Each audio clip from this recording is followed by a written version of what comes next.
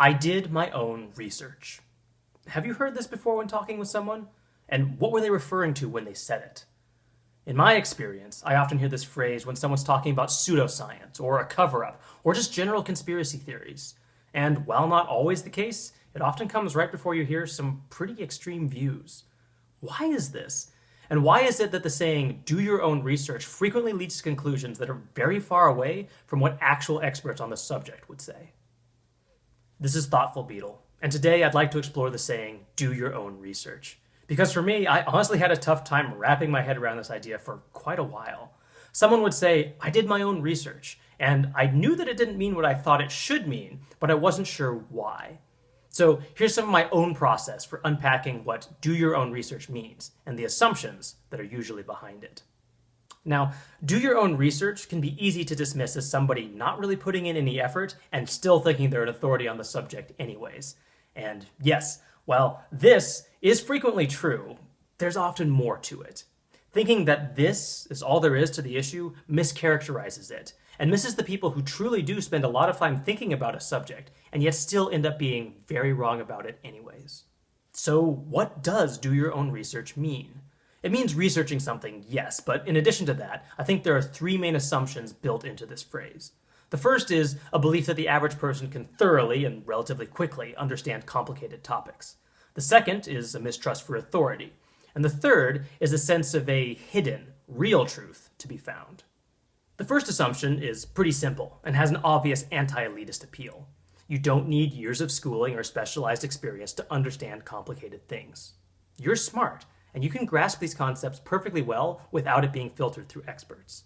The second is related to the idea of experts being untrustworthy. You conduct your own research because the information that's readily available through experts can't be trusted. Mainstream knowledge has an agenda, or is so biased by the interests of those in power as to be useless. And third, we have the idea that despite all this, you actually can find the truth for yourself if you have access to the right channels of information and can see through the lies of authority to the reality they've been trying to hide. By ignoring experts and recognizing their deceit, you can peek behind the curtain and see what's truly going on. For me, a lot of my understanding of what do your own research actually means came from hearing work by Jeff Sharlet. He compared conspiracy theorists to the religious view of Gnosticism in a way that explains many of these three assumptions, and also why this way of thinking has so much sticking power. Understanding Gnosticism is very helpful for understanding people with extreme views nowadays. Gnosticism originally appeared around the 1st century CE, and was a collection of beliefs considered heretical by the early Christian church. One of the core beliefs in Gnosticism is that the physical universe was created by the demiurge, a flawed or even evil god character born from the consciousness of the true, higher god. The demiurge thinks he is the real, supreme god, but in reality, his creation is a corrupted and imperfect version of true divinity. It's not what's really real. It's the job of humans to see the divine spark within themselves that comes from the real god, and not the demiurge. Unfortunately, the demiurge and his archons specifically try to keep humans ignorant of their divinity. Humans must get around this by interpreting myths and honestly seeking knowledge not from worldly authorities, but by intuitive means. This involves finding messengers of light, sent by the true higher god that will show us the way to salvation, and means ignoring the demiurge and his archons that rule this world.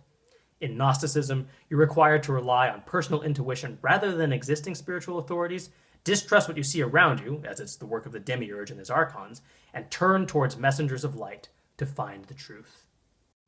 You can probably see how Gnosticism is similar to the assumptions you make when doing your own research. In both, there's a focus on the need for individuals to seek and obtain knowledge themselves. There's the idea that authority can't be trusted, and indeed is specifically trying to hide the truth from us. And finally, we have the idea that by following the right people and messengers, we too can find the truth and have our eyes opened. Knowing who to trust is of huge importance in these worldviews. And this connection also helps explain the fervor with which people believe in the power of doing their own research, because in a lot of ways, it's very similar to a self-reinforcing religious belief like Gnosticism. After all, any attempt to convince you you might be mistaken is from the demiurge, from a corrupt and untrustworthy authority. You have to ignore them to understand what's really real. And as you might imagine, this unfortunately makes it very difficult to give up on these views once you buy into them. Recognizing these assumptions makes it much easier to then understand the conclusions that are frequently reached when someone does their own research. As an example, we know from the findings of election officials, the elections infrastructure committees, the then Attorney General, and the results of many failed lawsuits seeking to overturn the election that there is no evidence of systemic or widespread voter fraud in the 2020 US presidential election. The election was secure and fair based on everything we have seen. However, with a worldview based on doing your own research, it can be easy for people to dismiss these legitimate findings and instead accept a bunch of different conspiracy theories, ranging from Dominion machines altering vote counts, to Trump supporters being given Sharpies to invalidate their ballots, to falsely thinking Biden's win was mathematically impossible.